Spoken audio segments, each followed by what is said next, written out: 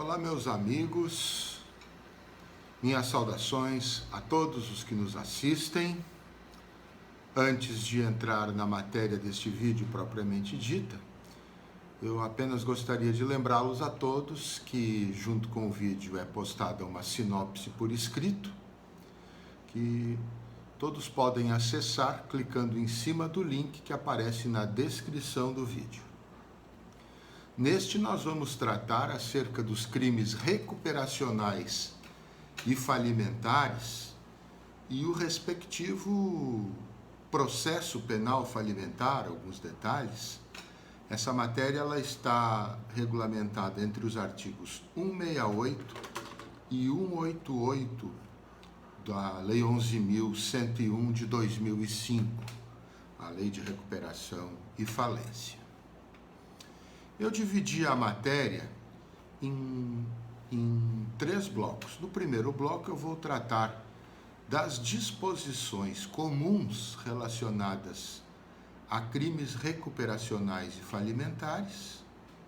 Depois, no bloco número 2, eu vou relacionar os crimes em espécie e vou dar ênfase para o tratamento de 2 deles, que são os mais comuns, a fraude a credores do artigo 168 e o desvio, ocultação ou apropriação de bens do artigo 173.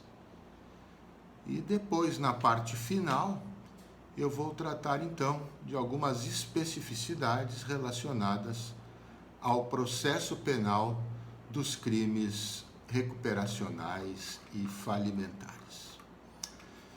Então, a primeira parte desse vídeo, que trata dos crimes recuperacionais e falimentares no que tange às suas disposições comuns, a primeira destas disposições comuns, prevista no artigo 179 da Lei Falimentar, diz respeito ao concurso de agentes, que na verdade envolve a equiparação das seguintes personagens ao devedor ou falido para todos os efeitos legais. Então, quais são as personagens que são equiparadas ao devedor e ao falido para os efeitos desta lei, da lei falimentar?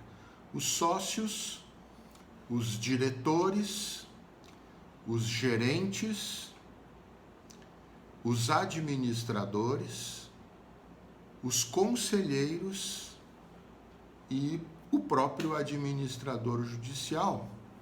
Sejam estas posições ocupadas tanto de direito, por alguma forma contratual, quanto de fato, quanto informalmente. Então, qualquer dessas posições, tanto ocupadas de direito quanto de fato, são equiparadas, ao devedor ou falido para todos os efeitos legais. Sócios, diretores, gerentes, administradores, conselheiros e o próprio administrador judicial. E todos os agentes, então, que atuarem em conjunto com o falido ou em meio ao falido para a prática dos delitos tipificados entre o artigo 168 e 178 da lei, eles vão responder pelo crime exatamente na medida da sua culpabilidade, dentro daquela esteira de vincular o nível de responsabilidade subjetiva com a culpabilidade do agente, que já é delineada no próprio artigo 29 do Código Penal. Então, esta é a primeira observação relacionada a todas as personagens que podem atuar em concurso de agentes no caso dos crimes recuperacionais e falimentares. A segunda observação, o segundo tópico relacionado às disposições comuns, que diz respeito à condição objetiva de punibilidade estampada no artigo 180 da Lei 11.101. Ali nós falamos, então, que a perspectiva de punição por qualquer dos crimes mencionados nesta lei, na Lei 11.101, elas ficam submetidas ao implemento de uma condição objetiva de punibilidade, que pode ser uma entre três, né? A depender do crime e da circunstância que o crime foi praticado.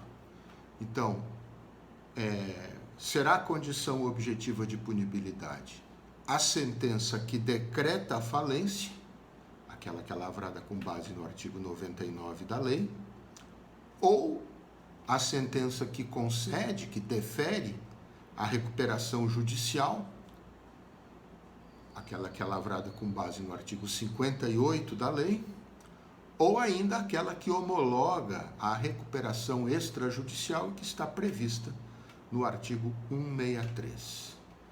Sem alguma dessas sentenças, né, em cada qual das situações, não há possibilidade de o agente ser punido, ainda que o fato seja um fato típico e antijurídico e que o próprio agente seja culpável. Ainda que haja, então, tipicidade e antijuridicidade no fato e culpabilidade no agente, sem que se implemente a condição objetiva de punibilidade, respectivamente a cada delito e a circunstância em que ele tenha sido praticado, crime que depende eventualmente de um decreto de falência ou de uma concessão de recuperação judicial ou mesmo de uma homologação de recuperação extrajudicial, até que se implemente a respectiva decisão correspondente a cada fato e suas circunstâncias. Então,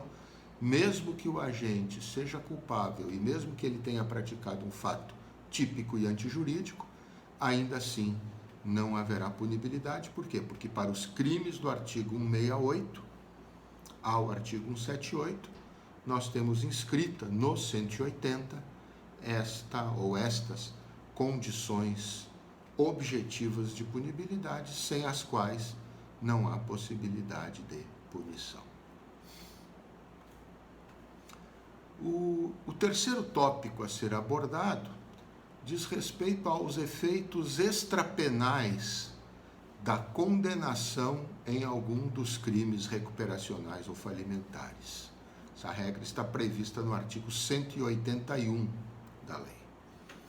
Então, estes efeitos mencionados no artigo 181, eles não são automáticos, segundo o seu parágrafo 1º, pois eles precisam ser expressados, eles precisam ser declarados de forma explícita na sentença condenatória, se for uma sentença condenatória lavrada em face desses crimes, em razão desses crimes. Então, a sentença condenatória precisa declarar expressamente algum efeito desses previstos no artigo 181, se o juiz criminal quiser que aquele efeito seja produzido. Ele não é automático, ele precisa ser expressado. Quais são os efeitos extrapenais específicos, então, dos crimes recuperacionais e falimentares? A inabilitação para o exercício de atividade empresarial, o impedimento para o exercício de cargo ou função em sociedades reguladas pela própria Lei 11.101, tanto em conselho de administração, quanto em diretoria e quanto em gerência. E ainda a possibilidade de gerir empresa, seja por mandato ou seja por gestão de negócio. Não importa, enfim, a forma da gestão, seja por mandato ou seja por gestão de negócio. Se for declarada a impossibilidade de o condenado gerir empresa, este efeito secundário, então, também será produzido. Então, quais são os três efeitos secundários previstos? Não, na verdade, são mais de três, né? Mas assim, falando em bloco, então, inabilitação para o exercício de atividade empresarial, impedimento para o exercício de cargo ou função em sociedades regidas por esta lei, pela Lei 11.101, tanto no Conselho de Administração, quanto na diretoria, quanto na gerência, conforme tenha sido expressado pelo juiz. E ainda, impossibilidade de gerir empresa, seja através de mandato, né, por procuração, seja através de gestão de negócio. Um detalhe ainda contido no parágrafo 2º do artigo 181 é que, se houver a declaração de um desses ou mais de um deles, dos efeitos extrapenais previstos no artigo 181, o juízo criminal há que oficiar o registro público de empresa, né, na verdade a junta comercial daquele estado, sobre os efeitos decretados com base no artigo 181. Tá?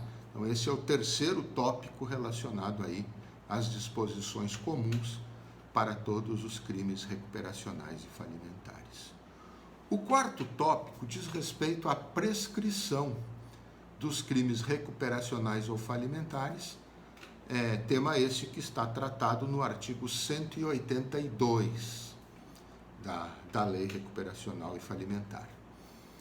A contagem do prazo ela é igual à dos outros crimes, então nós vamos nos socorrer das regras do artigo 109 e do artigo 110 do Código Penal, que tratam exatamente da prescrição, né? Prescrição pela pena em abstrato, prescrição retroativa, prescrição intercorrente e prescrição executória da pena. Todas as 4 modalidades de prescrição estão tratadas nos artigos 109 e nos artigos 110 do Código Penal. Então, as regras de prescrição comuns gerais lá do artigo 109 também se aplicam, e 110 também vão se aplicar aos crimes recuperacionais e falimentares. Com relação ao termo inicial da prescrição dos crimes tratados na Lei 11.101, do artigo 68 a 178, o termo inicial da prescrição será ou a sentença que decreta a falência, quando o crime envolver a prática de algo pré-falimentar ou já dentro do próprio curso da falência, artigo 90, que é decretada, né, com base no artigo 99, a sentença que concede a recuperação judicial ou a sentença que homologa a recuperação extrajudicial, conforme o caso, né? Então, se o crime falimentar for praticado em falência, o termo inicial é a sentença que decreta a falência, aquela do artigo 99. Se o crime falimentar ou recuperacional for praticado em recuperação judicial, o termo inicial do prazo prescricional é a sentença concessiva da recuperação judicial, aquela do 58. E se o crime recuperacional for praticado em meio à recuperação extrajudicial, o termo inicial será a sentença que homologa a recuperação extrajudicial, aquela do artigo 163. Um detalhe importante aqui é que, além daquelas causas interruptivas normais da prescrição, que são previstas no artigo 117 do Código Penal, os crimes recuperacionais e falimentares, eles contam também com uma causa interruptiva específica deles, particularmente os crimes praticados em meio a um processo falencial, né? Neste caso, né, essa matéria também está prevista no artigo 182, também se interrompe, né, o prazo prescricional nos crimes de contagem de prazo iniciada por sentença de concessão de recuperação judicial ou por sentença de homologação de recuperação extrajudicial, se houver a convolução em falência ou a decretação da falência por qualquer motivo, então, se o termo inicial da contagem havia sido a sentença concessiva da recuperação judicial, a lá do 58, ou a sentença homologatória da recuperação extrajudicial, aquela lá do artigo 163, se foi um desses dois o termo inicial da prescrição, e houver depois um decreto, uma convolução em falência, esta decretação da falência é causa interruptiva da prescrição, e o prazo prescricional, sendo causa interruptiva, o prazo prescricional ele começa a correr todo ele integralmente de novo. Certo, meus caros? A causa interruptiva para prazos prescricionais que tenham como o termo inicial a concessão da recuperação judicial ou a homologação da recuperação extrajudicial, se for esta recuperação convolada ou se for decretada a falência por qualquer motivo, a sentença declaratória, a que decreta a falência, será então causa interruptiva e os prazos começam a correr novamente.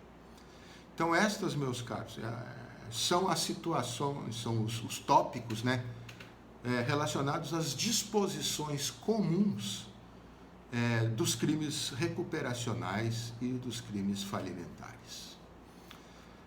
Na segunda parte deste vídeo, agora, eu vou tratar, então, dos crimes recuperacionais e falimentares em espécie. Eles estão todos previstos no entre os artigos 168 e 178. São 11 crimes ali previstos. Então, primeiro uma lista dos crimes, porque na verdade eu vou dar ênfase a apenas 2 deles, que são aqueles que são os mais comuns, que vão acontecer aí em acima de 90%, 95% dos casos em que há crime recuperacional ou falimentar. Então, a lista dos crimes, primeiramente. No artigo 168, nós temos a fraude a credores, que é um dos quais nós vamos tratar. Depois, no artigo 169, nós temos a violação de sigilo empresarial. No artigo 170, nós temos a divulgação de informações falsas. No artigo 171 da Lei Recuperacional ou Falimentar, nós temos o crime de indução a erro. No 172, nós temos o favorecimento de credores. No 173, este também é o segundo do qual nós vamos apresentar o maior detalhamento. No 173, nós temos o desvio, ocultação ou apropriação de bens.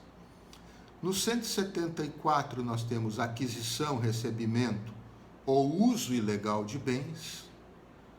No 175, nós temos a habilitação ilegal de crédito. No 176, exercício ilegal de atividade.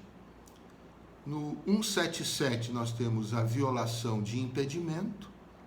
E no 178, que é o último deles, nós temos a omissão de documentos contábeis obrigatórios. Destes todos, meus caros,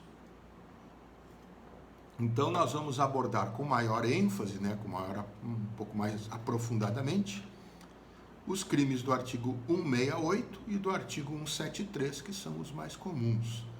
Vou dar apenas algum detalhamento, não vai também aqui ser uma abordagem tão aprofundada quanto eu faço nos vídeos de direito penal, em que eu trato de N aspectos tipológicos com maior profundidade.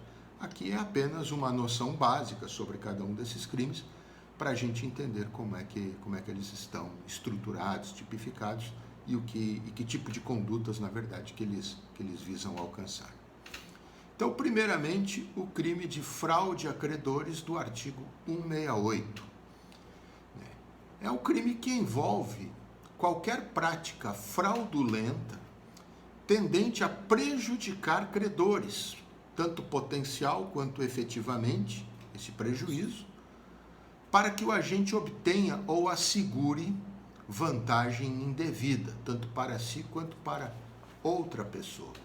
Vejam que a tipicidade objetiva ela é exatamente a seguinte: praticar antes ou depois da sentença que decretar a falência, conceder a recuperação judicial ou homologar a recuperação extrajudicial, ato fraudulento de que resulte ou possa resultar prejuízo aos credores, com o fim de obter ou assegurar vantagem indevida para si ou para outrem. Então, toda vez que, seja antes, seja depois da falência, o agente ele pratica uma conduta fraudulenta que tenda, né, que possa gerar prejuízo a credores, seja esse, que gere ou que possa gerar, porque tanto pode ser efetivo quanto potencial o prejuízo, não, que gere ou que possa gerar prejuízo a credores, para que ele, agente, obtenha ou assegure uma vantagem indevida, né, tanto para si quanto para outra pessoa. Então, neste caso da conduta fraudulenta, que gera prejuízo aos credores, as penas são de 3 a 6 anos de reclusão e também multa cumulativa com a pena privativa de liberdade de 3 a 6 anos de reclusão. Uma observação importante em relação a este crime é que ele se trata de crime de tipo aberto, né? O crime de tipo aberto é aquele que não tem uma conduta específica pré-definida, ele tem N formas de se realizar aquele tipo penal, né? E aí serve qualquer uma dessas N formas passíveis de configurar, de tipificar o delito, né? Serve qualquer uma que tenda a prejudicar os credores, reunidos os demais elementos contidos no tipo, as demais elementares do tipo, certo? Sendo tipo aberto, então, há uma série de possíveis, né, fraudes que venham a ser cometidas, e desde que elas sejam cometidas com prejuízo a credores, para que o agente, então, obtenha uma vantagem ou assegure uma vantagem para si ou para outra pessoa, é o que basta, então, para a prática do delito, sendo N as formas possíveis de realização do tipo do artigo 168. Existem depois 2 graus de majoração da pena em relação ao artigo 168. O primeiro grau, quando o crime é praticado na forma prevista no parágrafo 1º, né? E neste caso teremos a majoração de 1/6 a 1/3 da pena. Rapidamente eu faço aqui a leitura de quais são estas hipóteses. Então, no parágrafo 1º, então, a pena aumenta de 1/6 até 1/3 se o agente elabora a escrituração contábil ou balanço com dados inexatos, se ele omite na escrituração contábil ou no balanço lançamento que deles deveria constar ou altera a escrituração do balanço verdadeiro, se o agente destrói, apaga ou corrompe dados contábeis ou negociais armazenados em computador ou em sistema informatizado, se o agente simula a composição do capital inicial, sem tê-lo composto, evidentemente, e ainda se o agente destrói, oculta ou inutiliza, total ou parcialmente, os documentos de escrituração contábil obrigatória. Todos esses 5 incisos do parágrafo 1º, então, dão ensejo a uma majoração de 1º grau na casa de 1/6 a 1/3 da pena. Como majorantes de 2º grau, 1º grau é a que menos majora, 2º grau é a que mais majora, né? Como majorante de 2º grau, nós vamos ter, então, a hipótese do parágrafo 2º, que prevê a majoração de 1/3 até a metade da pena, se o devedor manteve ou movimentou recursos ou valores paralelamente à contabilidade exigida pela legislação, ou, em outras palavras, este parágrafo 2º é o popular caixa 2. Então, se o devedor ele operou na forma de fraude contra os seus credores e as demais elementares do tipo, para fraudar os seus credores, ele operou o caixa 2, então, ao operar caixa 2, ele incide na majorante deste parágrafo 2º, como eu disse, que prevê a majoração de 1/3 até a metade da pena, certo? Além do falido, outro tópico ainda sobre esse artigo 168, além do falido, também podem responder pelo crime contadores, técnicos contábeis, auditores e outros profissionais que para ele tenham concorrido. Isso está no parágrafo 3º do artigo 68. Então, além do falido propriamente dito, outros profissionais, né? Contadores, técnicos contábeis, auditores que tenham tomado parte na prática do delito também irão responder pelo delito praticado e da mesma forma que o falido. Depois, lá no parágrafo 4º do artigo 168, nós vamos ter uma forma privilegiada do delito, né? Se o crime ocorrer em processo falimentar de microempresa ou de empresa de pequeno porte, né? ME ou EPP.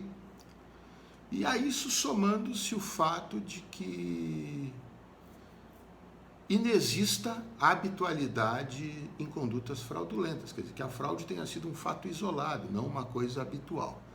Então, se tratar de falência de microempresa ou de empresa de pequeno porte, pequena empresa, então, ME ou EPP, e a fraude não for algo habitual, for um fato isolado, um fato ocasional,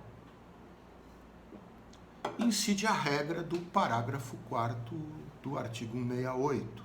Ou seja, a pena de reclusão ela pode ser reduzida de 1/3 até 2/3, ou mesmo ela pode ser substituída por pena restritiva de direitos a critério do juiz. Certo? E ainda, só para enfatizar, eu falo depois de novo nisso, mas só para enfatizar desde já, no crime do artigo 168, como em todos os crimes recuperacionais e falimentares, a ação penal é pública e incondicionada. Então, é legitimado o Ministério Público para ofertar a denúncia, desde que haja justa causa para tanto. Este, meus amigos, assim, os principais aspectos, os aspectos mais destacados do crime do artigo 168. Depois, sobre o crime do artigo 173, que eu também elegi para aprofundar um pouquinho, né, é o crime de desvio, ocultação ou apropriação de bens. Então, é um crime que envolve o ato de apropriar-se, de desviar ou de ocultar bens pertencentes ao devedor em recuperação judicial ou bens pertencentes à massa falida. Inclusive podendo haver, segundo a tipologia do artigo 173, inclusive podendo haver a aquisição por interposta pessoa, por aquilo que popularmente a gente chama de um laranja, né? Que vai agir em nome próprio, mas favorecendo, se colocando à disposição para favorecer outra pessoa, o popular laranja. Então é o crime que envolve o ato de apropriar-se, de desviar, de ocultar bens pertencentes ao devedor em recuperação judicial ou massa falida, podendo inclusive esse desvio, essa ocultação, essa apropriação ser realizada por interposta pessoa, através de um laranja. Apropriar-se aqui tem um significado, tem o sentido de tomar para si a propriedade sem ser o verdadeiro proprietário, né? Apropriar-se sempre tem esse significado. Tomar para si a propriedade daquilo que não se é proprietário. Desviar significa dar uma destinação indevida, uma destinação para a qual aquele bem não foi concebido. E ocultar nada mais é do que ocultar o bem, do que esconder, melhor dizendo, o bem, certo? E essa conduta, meus amigos, qualquer delas, na verdade, né, apropriar-se, ocultar ou desviar um bem do devedor, seja em recuperação judicial ou a massa falida, essa conduta ela também vai prejudicar credores, porque os bens justamente do devedor, que são dele devedor, são da empresa, se eles forem desviados, ocultados ou apropriados indevidamente por alguém, esses bens acabam depois não sendo arregimentados para comporem o ativo e acabam daí prejudicando os credores numa eventual falência, se por acaso a empresa falir, os bens do ativo é que vão fazer frente ao passivo na medida em que isso seja possível dentro daquela ordem de preferência do artigo 83 que a gente já estudou, né?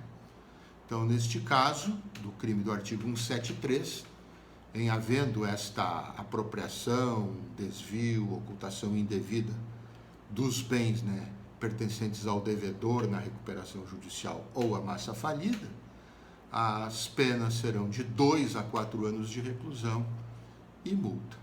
E a exemplo do artigo 168, do qual falamos agora há pouco, também a ação penal ela é pública incondicionada, como de resto em todos os crimes dos quais nós já falamos, entre o artigo 168 e 178 da lei. Todos os crimes são de ação penal pública incondicionada, Ministério Público titular, podendo exercê-la desde que haja justa causa para tanto. Eu falo agora, começo a partir de agora a terceira parte deste vídeo. A primeira foi acerca das disposições comuns dos crimes recuperacionais e falimentares. A segunda, em que eu fiz algumas considerações em relação aos crimes em espécie, né, especialmente ao crime do artigo 163 e ao crime do artigo 168 e do artigo 163, 168 e 173. E agora, então, eu falo um pouco também sobre alguns aspectos pontuais do processo penal dos crimes recuperacionais e falimentares, matéria esta que se encontra entre o artigo 183 e o artigo 188. Primeiro, a questão da competência para processo e julgamento de crime falimentar, matéria do artigo 183. Ela é sempre do juízo criminal do local onde tenha sido decretada a falência, se o crime ocorreu em processo falimentar, concedida a recuperação judicial, se ocorreu em processo de recuperação judicial, ou homologada a recuperação extrajudicial, se ocorreu em processo de recuperação extrajudicial. Tá? Então, a competência é sempre do juízo criminal do fórum, da comarca, onde a falência tenha sido decretada, ou a recuperação judicial concedida, ou a recuperação judicial extrajudicial homologada. A legitimidade ativa para a ação penal, com base no artigo 184, ela é originariamente do Ministério Público. A ação penal ela é pública e incondicionada, conforme falamos até aqui. E o artigo 187, parágrafo 1º, ele vai remeter, o 187, parágrafo 1º, ele vai remeter a questão da ação penal para as regras do artigo 46 do CPP, que diz, na verdade, que o prazo é de 15 dias se o réu estiver solto, ou 5 dias se o réu estiver preso, certo? E o artigo 186 ainda abre uma possibilidade, né? O MP pode, ao invés de denunciar ou arquivar, porque quando a gente fala neste prazo do 46, né, é para o MP se manifestar. O MP pode denunciar, pode entender que não é caso de crime, ou que não há comprovação de autoria e promover o arquivamento, ou eventualmente baixar para a autoridade policial realizar novas diligências. Então, esse prazo dos 15 dias do 46, lá do CPP, a que se reporta o 187, parágrafo 1º da lei, este prazo é para haver uma manifestação do Ministério Público. O Ministério Público não pode ficar inerte neste prazo. E aqui ainda abre-se uma quarta possibilidade, né, de manifestação do MP.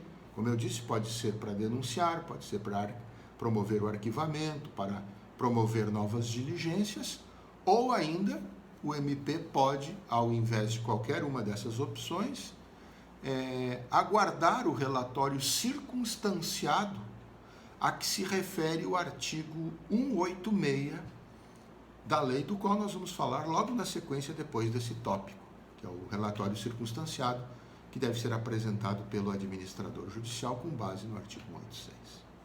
Certo?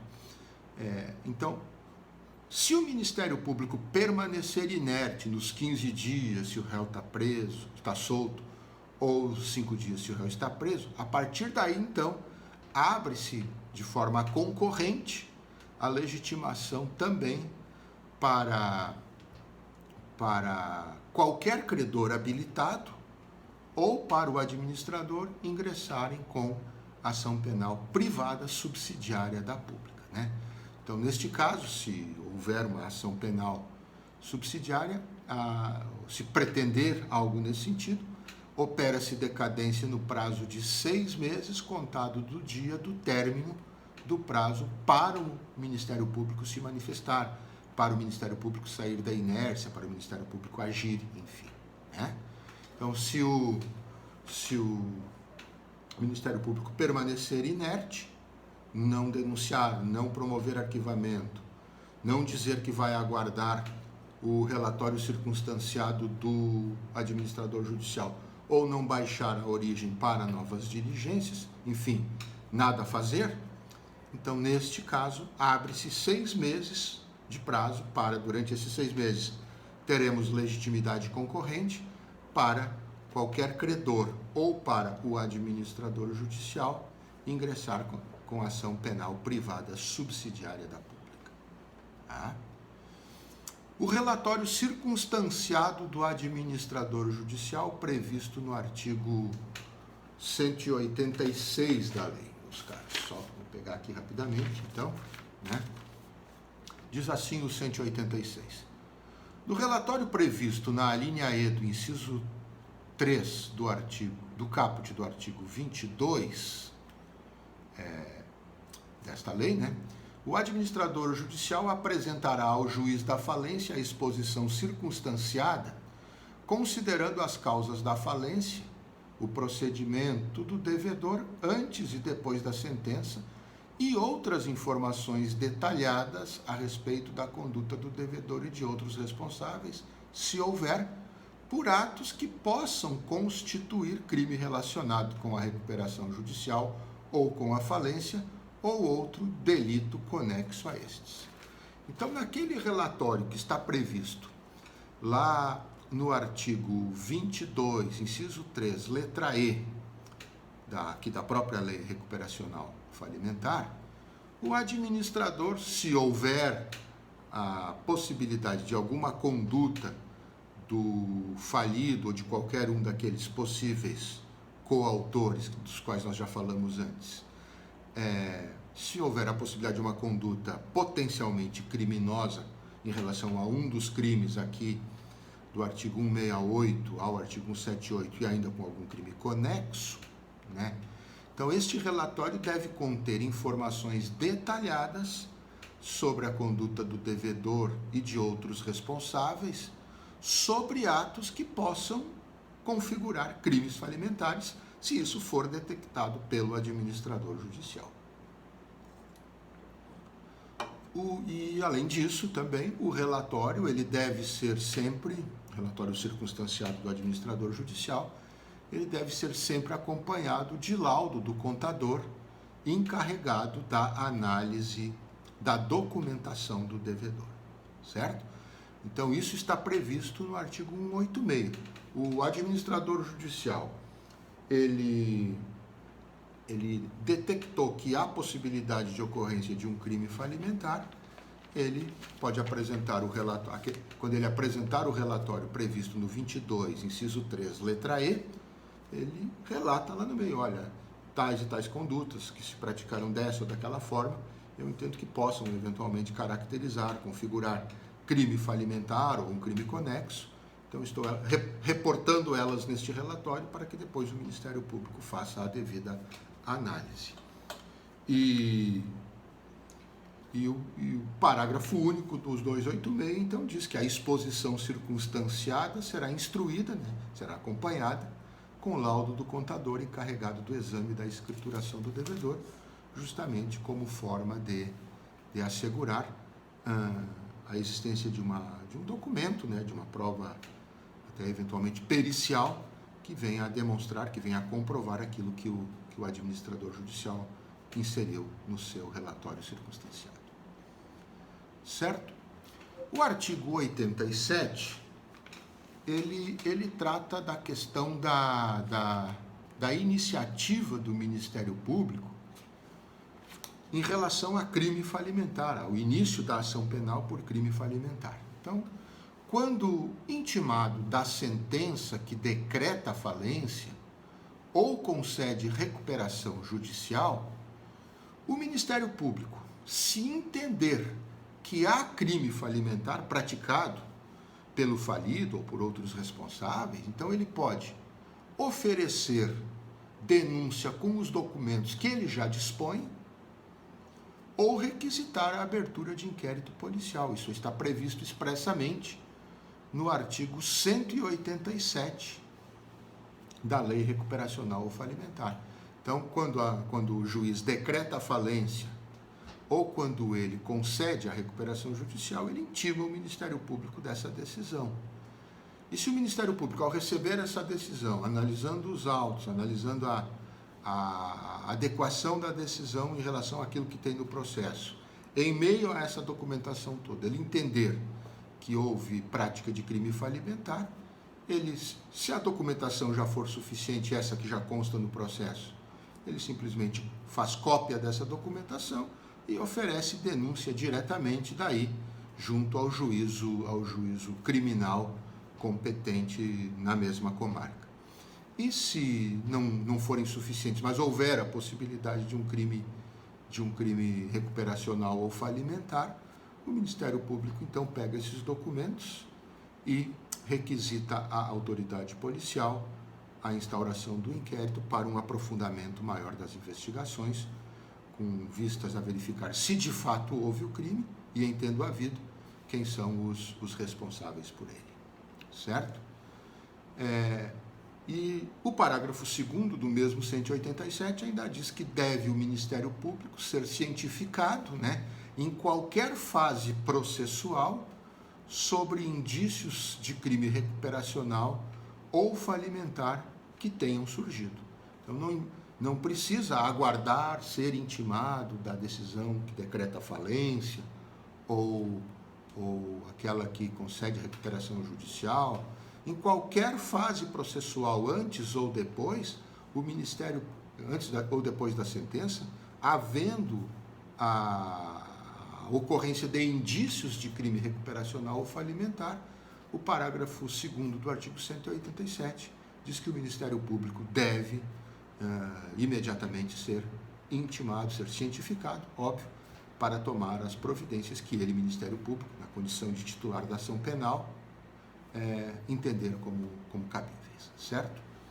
O artigo 185 da lei fala, então, da Lei de Recuperação e Falência, fala que o rito processual a ser adotado nos crimes recuperacionais e falimentares é aquele rito que vai do artigo 531 ao 540 do Código de Processo Penal, ou seja, o rito sumário, certo?